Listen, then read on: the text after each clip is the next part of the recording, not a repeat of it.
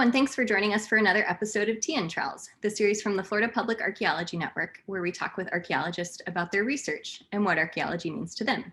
I'm one of your hosts, Emily Jane Murray, and today I'm very excited to be chatting with Ben Marwick, a professor of anthropology at the University of Washington. Hi, Ben. Thanks for joining us. Hi, yes, thanks very much. This is very fun. Glad to be with you. Would you like to say anything else about yourself and then tell us about the mug you brought? Oh, yes, the mug. I'll just go straight into the mug. So it's, I chosen mostly for its volume. So I drink a lot of tea, and this is a good sort of volume. I don't have to refill it too often. And coincidentally, today, I just noticed it matches my shirt quite well. This kind of blue stipple and the blue check. So maybe like once a week, the mug will match my shirt, and I will be very like harmonious in my visual appearance. But otherwise, it's mostly the volume and the sort of simple pattern. Yeah, the origin story, actually, I'm not sure quite where it came from. Yeah. Well, I chose a mug. Your reputation precedes you of being like an ultimate data wrangler. So I have this nice geometric pattern. I imagine that this is what it's like when all of the data just falls into perfect alignment. Oh, very fun. Yes. And I think we can say it goes with your hair as well, and it complements the color of your shirt too. So it's very important to coordinate your appearance with your mugs here for Tea and Trowels. Perfect compliment. Yeah. Very cool. So what made you want to be an archaeologist? Well, I guess like fundamentally, I'm interested in the human experience and how like cultures and societies that we're in and that are around us kind of came to be the way that they are today, and the kind of experiences that shape us in the past. And so, you know, in my own past, like as a young kid, I was quite interested in history, you know, and spent a lot of time in my school holidays in shearing sheds in my grandparents' and uncles' and aunts' farms in the southwest of Western Australia. And, you know, looking at all the old rusty bits of metal and things around the sheds on these farms, trying to wonder like, what was it like for people that lived here, you know, like before my grandparents lived there, or, you know, even a couple of weeks ago before I got there. And, you know, then I sort of, that kind of occupied a lot of my school holiday time. And then later on, I was quite impressed to see that you could actually make a career out of doing that full time, about wondering about how do these ancient tools, you know, how do they tell us about people's past behavior. And so once I could see that this was a thing you could do for real, and you could combine like an interest in history with sort of scientific analysis, like chemical analysis of objects and things like that, and being outdoors, you know, to look at these objects and measure them and so on, I thought, oh, this is perfect. I will do as much of this as I can, and if someone can pay me to do it, even better, and then I can do it and talk to people about it and sort of make a livelihood out of it will be perfect. So the scientific analysis of material culture, to learn about past human relationships and behavior in situations where we can't ask anyone directly, like that's really motivating for me. And, you know, underneath a lot of my work is kind of an interest in evolutionary theory. And I find that really inspiring, and lots of potential for trying to make sense of the material record, and especially things about like cultural transmission and behavioral ecology. I feel those are rich sort of sources of understanding variation in material culture.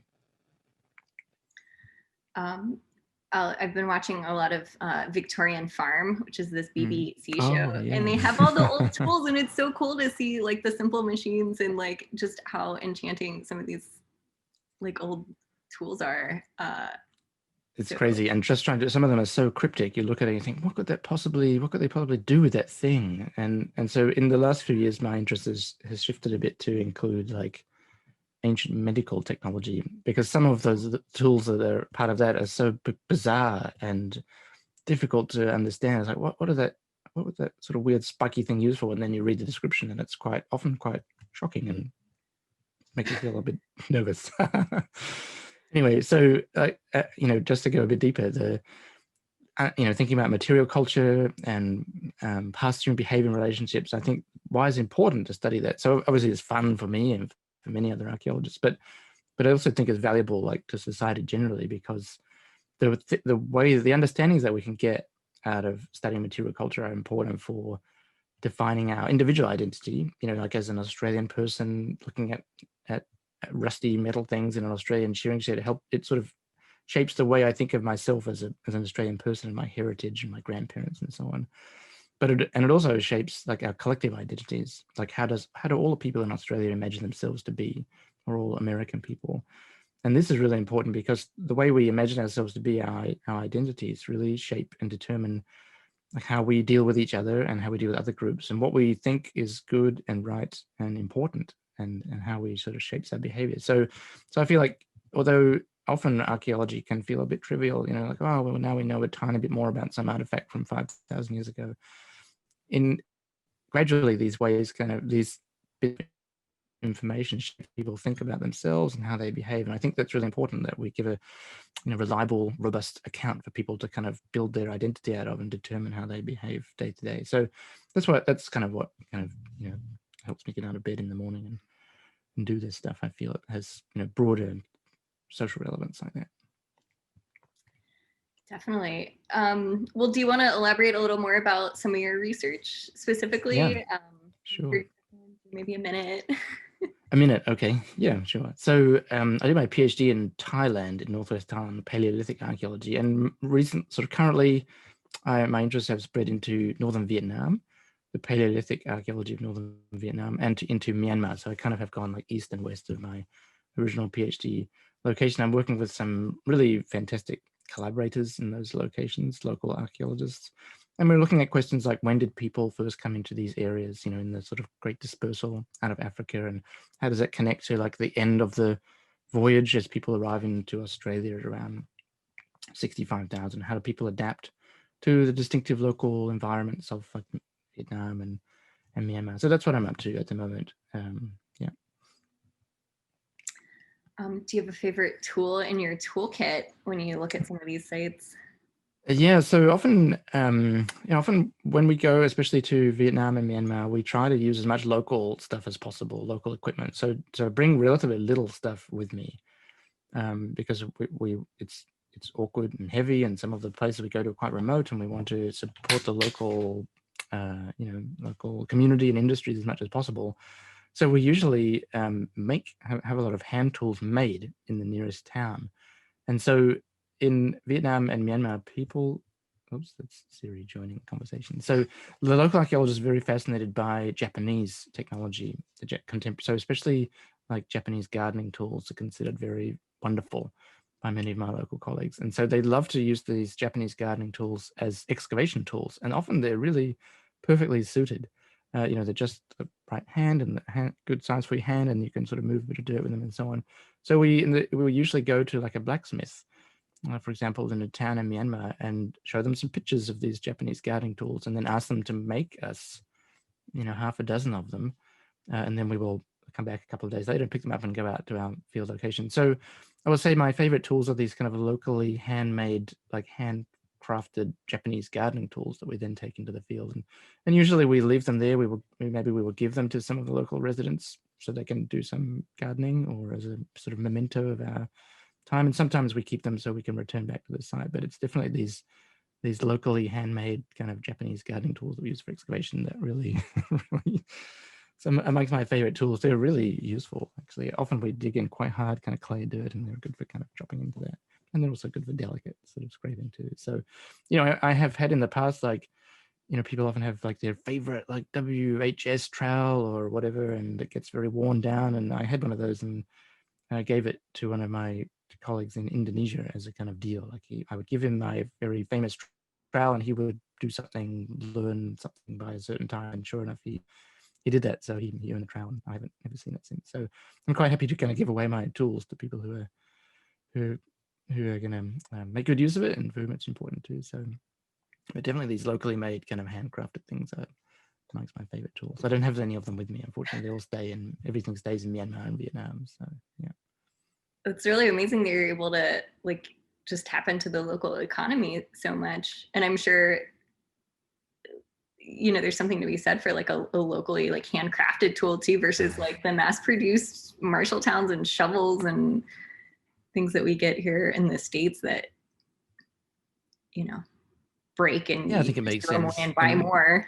right, and Not it's nice to be able to, meet more of the local community. And when we're waiting for these tools to be made, we can chat to them and say, oh, we're going to dig an archaeological site and we're looking for old tools just like these things here, but by the old people. And that's really helpful because often people don't, in many communities, people don't have a strong sense of what an archaeologist is or does. And they will, what they know about people who dig stuff up is like, okay, maybe you're treasure hunters, you're hunting for gold or some kind of precious mineral, like gems or something.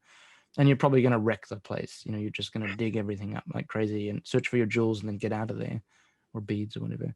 And so it's really a good opportunity for us to say, well, we're a bit different from those people. We dig very slowly and very carefully, and we've got lots of local people with us to help and guide us and ask for permission. Can we dig on your land and so on? And then we can show some pictures, on our phone, like we're looking for these kind of bits of pot or stone. And have you seen any? And do you know any spots where they are? So it's a really nice opportunity for a bit of like community involvement and kind of public outreach and education, just kind of informal, but the more points that we can of contact we can have with the community, the more likely people are going to get the correct sense that these are basically good people who are their intentions are sound and they're doing things that could be useful for us and valuable. So that's fun, a fun thing about it too.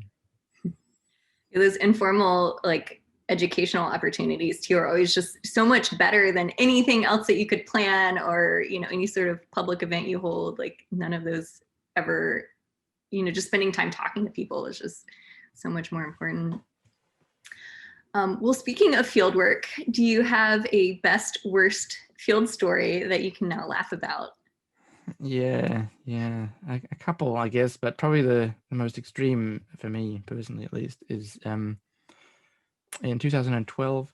I was part of a team led by Chris Clarkson excavating Madjabebi, which is a site in northern Australia. It's previously known as Malakanunja 2. And so this site had already been excavated before us 2 times, I think, and was kind of in the international literature as like one of the oldest sites in Australia, and really important for understanding when people first came into the Australian continent and this whole sort of region. And so we all had this sort of tremendous sense of importance during the excavation, and lots of the local Mirror community with us, the local Aboriginal group, visiting daily and joining the excavation and so on. And they knew that it was important, and we knew it was important. We wanted to do the right thing for them and sort of do everything as well as we can and do the site kind of justice.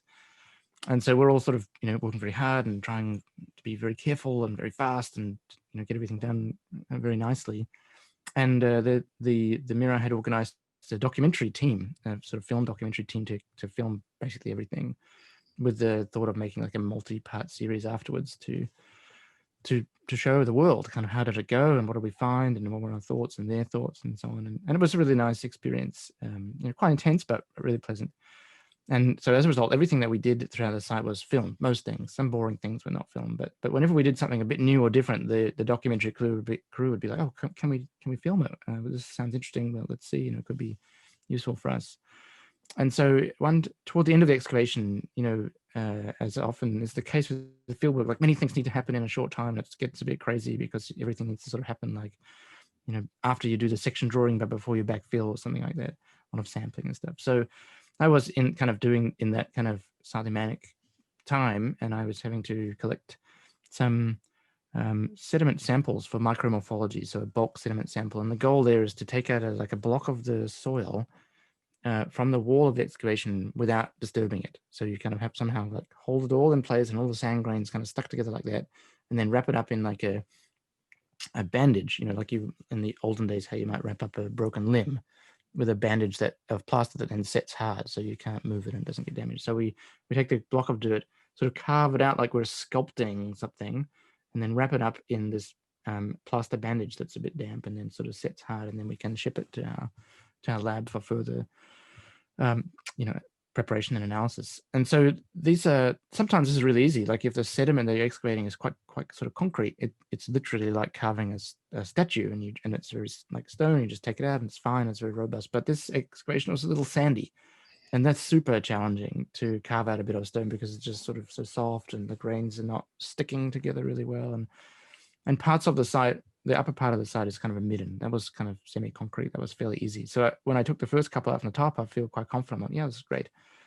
I'll take out more from the bottom. So I told the documentary crew, I said, yeah, I'll go in the evening and take it out because, you know, we had finished something the next day and the next day needed to begin something else. And this was my kind of window of time to do in the night. So the documentary crew said, okay, we will bring in our lights and light you up so you can work at night and we'll film it as well. And so I had like about 5 or 6 of these blocks that were still stuck on the excavation wall. And in the evening, my goal was to remove them and pack them away. And it was going to be quite, you know, a different thing for the documentary crew to see. So they would set up their lights and their camera and everyone was ready and they were quite excited because it's sort of a weird different thing. And I started sort of chiseling away at the top block to just finish separating it from the wall. And I chiseled away for a bit and then sort of stopped. And then the documentary crew said, oh, could you just like stop for a second and explain to us what you're doing to the camera? So I was like, oh yeah, fine. I get my 15 seconds of fame in the documentary to explain my special task. So I turned to the camera and started sort of explaining, oh, you know, micromorphology, and we will learn about site formation and disturbance and about the local environment of the site. And as I'm talking and kind of getting really excited about my moment of fame in the camera, this block of sediment at the top, it just falls off. Obviously, I just chiseled it just enough and it just slipped down and then it hit the one below it. And then that hit the one below that. And then all of these 6 blocks that were just kind of waiting to be detached kind of fell down into a heap of dust and kind of dirt on the ground. And this was all, of course, captured by the camera. So it's a really humiliating, kind of embarrassing fieldwork fail as these samples just kind of fell to the ground in a pile of dust. And I was kind of lost in the dust cloud as I was trying to explain what was going on. So that's kind of a worst story, but it's also the best because it's so spectacularly bad and it was captured on film in the night and this very atmospheric kind of like dust cloud with lights and stuff. So it was pretty humiliating, but we could go back the next day and take much smaller samples a bit more carefully now that we knew that the sand was so delicate, and it worked out fine. So I could take lots of samples and got the thin sections, and I was able to report them in the publication. So it wasn't a total, like no one was badly hurt, just my ego, I guess, my pride. And we were able to get the samples in the end, but I'm sure that this, we haven't seen the documentary yet. It hasn't been fully released, but I'm just curious to know if it will make the final cut or maybe the bloopers reel or something like that. But these kind of sample fails, I think everyone can have some understanding of how that kind of thing can happen when you try to take this very delicate sample and it just kind of falls down or something like that. I mean, that's like so perfect too, to have them all just go like dominoes. Mm-hmm. Couldn't have been a more spectacular failure. Yeah. Yeah. Well, you touched on some of this kind of earlier, but how do you think archaeology can help save the world? Yeah, so I have this kind of, kind of highfalutin ideal about identity construction and maintenance and so on. I really think that's quite important. But I think there's at a sort of a lower level, or like how can the day-to-day practice of archaeologists kind of do that kind of work?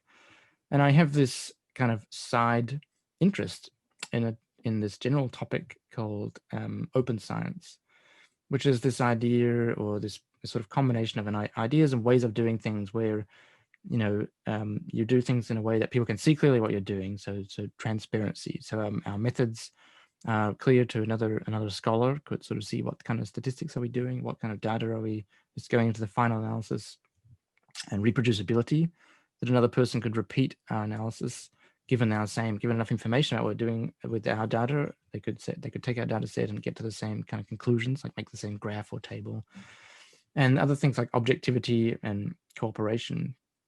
And so open science is kind of includes these concepts. And I think this is kind of like fundamental to like the birth of science originally, at least in the Western concept of science in like the 17th century, where people would write down the nature of their experiments in such exquisite detail with the expectation that someone else would make the apparatus that they use and do every step by to get the same result. And there's some fascinating writing about this by 17th century scientists on vacuum pumps and vacuum chambers, because at the time these were like the laboratory bench where you did all of the most important experiments inside this vacuum pump.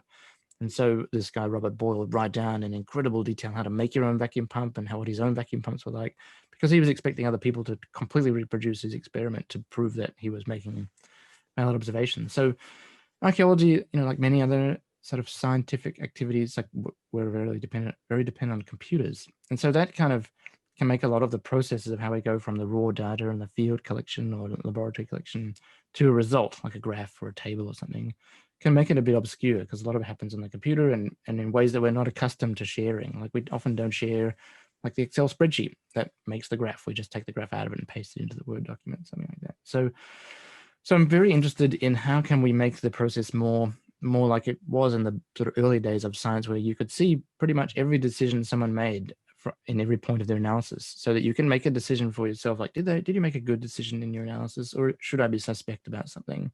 Should I attempt to redo your analysis with a different set of decisions that might give a different result?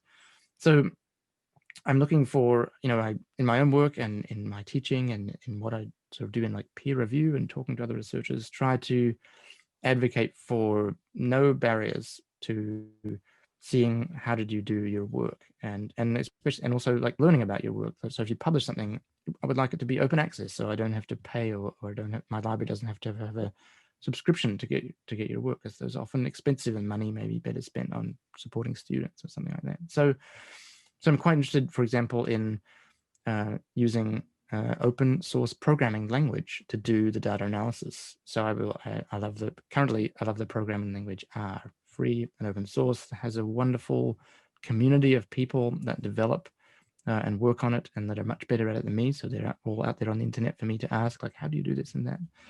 And in the future, this language may go away and another one might replace it, and I will go to whatever that new one is. But for the moment, this language R and another one called Python, these are great free and open source languages that are suitable for nearly any kind of scientist, archaeologist in particular, to do the data analysis with. And you can write out the analysis in such a detailed way in a sort of plain text script file with the programming code in it. And then you can include that with your publication or report, for example, or post it onto an open access repository where people can download it. And that way your analysis is very transparent. So you can publish a paper report and then you say, look here for the data set and the code that we used to do the analysis. And another person can have a really close look and see all of your decisions that you made from the collection to the final reporting. And then they can decide for themselves, did you make a good choice? Is your analysis reliable? And I think that this is kind of, restoring in some way, or going back to like the original sort of concept of what science is in terms of generating knowledge and transmitting knowledge in a really reliable way. And we kind of, I think we are kind of, not archaeology in particular, but along with many other fields, we kind of strayed a bit from this original concept of scientific work. And it's through the skills and tools of open science that we can sort of restore that integrity. And I think it's also like not just important amongst ourselves, so that you can read my paper and then you can look at my code and say, okay, you made good decisions there, I will trust your work, but also for the public, right? So if we make some claims about like, oh, new human species here or there, or some important sort of evolutionary thing there, or major archaeological claims, maybe not everyone in the public, but some members of the public might be curious to know, like, well, exactly what are the data that claim relies on, and exactly what kind of analysis did you do to come to that conclusion? And they will benefit from having those things available to check for themselves and say, okay, this is a robust finding. I can count on this to make sense of my own human experience and so on. And things like, we obviously want high school teachers to teach a bit of archaeology at high school, for example, because that may lead to high school students becoming archaeologists and our discipline becoming like stronger and vigorous and diverse. And maybe a high school teacher can do that better if they can access the data that are behind some of our papers and reports and the code as well. And they could, for example, give an assignment to high school students to say, okay, here's the data set that some archaeologists found or created, make a graph out of it, and then tell us what does it say. And that's a really sort of fun and engaging way for people outside of the discipline, the public, really, to engage and sort of connect with archaeology and get meaning from it in a whole nother way that is really different from what we do at the moment, which is mostly sort of show and tell, and here are some pictures, and enjoy the pictures. But imagine if there could be people can really like open an Excel spreadsheet and make some graphs by themselves, and maybe you discover something new, even a sort of citizen science thing. And if we're in the regular habit of making those things available with our report, like data and code, then I think we have some great opportunities for sort of improving the relationship between archaeology and the public. And one last detail about this, my interest in open science, which is to answer the question about how does archaeology save the world. I think, in archaeology, for many people in archaeology for a long time, but certainly for many more lately, in recent months, archaeologists are thinking about like, okay, we have a problem in the way that Black people and Indigenous people are involved in archaeology. Often it's not ideal. It's not good, and it doesn't do any good for us or for the people in those communities. How can we, have a more like authentic and beneficial relationship with people, non-white people, as archaeologists? Like, how can more of them become archaeologists, and how can the work of archaeologists contribute usefully to those communities? So this concept of like decolonizing archaeology, and I think this is kind of a double-edged sword, I guess, a little bit for archaeology, this concept of open science and decolonizing and increasing the involvement of Black and Indigenous people and other communities that are traditionally not very involved. On one hand, I think, if we work more openly like this and we make our code and our data and other sort of things, other products of our analysis more available, it means that people in those communities who don't have easy access to like journals or universities and so on can get them by themselves. They can find a data set on a repository if they have a good enough internet connection and good enough English language skills. I guess there's some other barriers to be overcome. So that gives better access. It improves access and participation in some small way, I believe. But the other side of the sword, so that's the sort of good thing, I guess. But then the new kind of danger or risk that it poses to us is we may accidentally make available a data set that could cause harm in some way. Let's say like locations of sites that are very sensitive. And if suddenly those locations are available and someone finds them and somehow increases activity at those sites, people just go and look at them or they damage them in some way. Obviously, that's a terrible thing. We wouldn't want to do that. And it can become difficult for us to know, just as academic archaeologists, or white archaeologists, what kind of harm can a data set do, because we don't know the sort of cultural values around those objects, those locations. And so that's why it's really critical for us to involve the communities that we work with in the discussion about what can be open and how open can it be, to make sure that we have a kind of full appreciation of the risk that it could cause to make such a data set open. I mean, locations are an easy one because we can easily imagine, okay, they could be looted or people would just go there and dump trash or something like that, just as tourism. But information about like artifacts, I think could have some sensitivity that's difficult for us to imagine, because materials like objects have certain values and roles in certain cultures that don't exist in other cultures. And so for me, it might be difficult for me to know what is the role of a certain artifact in different culture, because I don't have that information. I will need to ask someone and say, okay, I want to share the measurements of these stone tools. Will that be okay? Or are some of these like sensitive objects that people shouldn't be looking at or knowing about in any form? And so that's why it's really important, like if we are to become more open as archaeologists, which I think we really ought to, that we also include into the discussions of like, how do we do that, and what do we share and what do we make open? We include into that the people that we work with, whose heritage we're kind of handling and writing about, and help and involve them in the decision-making process of what is okay to share and what should be not shared. And I totally think that there are many things that just are not possible to share widely at all. I think it's completely fine not to share those things, as long as you have, a sort of a good reason not to. And we don't need to know the reason ourselves. We just need to know that the group that we work with have a reason, and that it's important not to share that. And so this is why I think open science in archaeology is important for decolonizing archaeology and improving the discipline and the community generally. So that's how I think archaeology can help to save the world. I mean, that's a whole spectrum of like really great points and issues and things to think about. And I think science has been like both weaponized now and also has become like this weird shady thing that people don't understand and don't trust anymore, which is kind of crazy to think that people don't like trust basic scientific facts. But I think being more transparent in everything we do is just so crucial to engaging other communities who've been left behind or left out, but also just to, bringing people back into like trusting science at a basic level. Right. A lot of work to do. Yeah, it's fighting how science is perceived in some areas. Yeah. Well, on that note, we do have a bonus question with everything crazy happening in 2020. What's been keeping you sane lately? Yeah, good question. I don't know if anything's been working actually. But stuck at home a lot, and I have 2 kids, and so I'm enjoying spending a lot of time with my kids, so that's nice. And we have been, I guess, in a way, in an effort to kind of keep them active or give them some physical activity and not be stuck inside all the time, and stay away from crowds and so on. We have been riding our bikes a lot, so that's kind of been a pretty vital part of managing the challenges of the last couple of months, is just going out for a little bike ride and trying to get a bit of fresh air and stay active and not stay away from crowds and stuff like that. So that's been really useful. Yeah, and it's a nice kind of thing that's pretty accessible, and that I'm fortunate that the neighborhood I live in is pretty quiet, so we can ride around without worrying about getting into too much traffic. So that's been useful. Yeah, and also, honestly, although Zoom and sort of video conferencing is kind of like a bit of a mixed thing, it's been quite nice to be able to participate in many things that maybe normally I wouldn't have had a chance to, because they would have been held in person, and when they switched to being online, it's like, oh great, well it's on and I can join, and it's at 6 a.m. in my morning, so I'm not doing anything else at that time. So that's been really nice too, to be able to meet, to catch up with other archaeologists and see what's going on and hear talks and stuff that I would never normally have a chance to have anything to do with. So that's been great as well. I feel like I've been kind of keep nicely connected to the rest of the community. And I probably should also mention Twitter. So I'm a bit of an addict to Twitter, and that's been similarly useful. I think as people have had less chance to socialize, they spend more time on Twitter.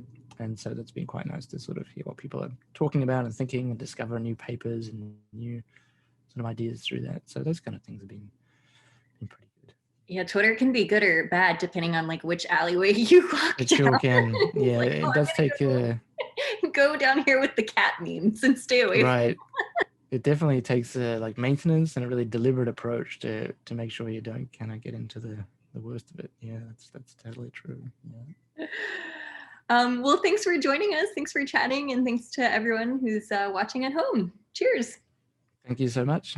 This was fun.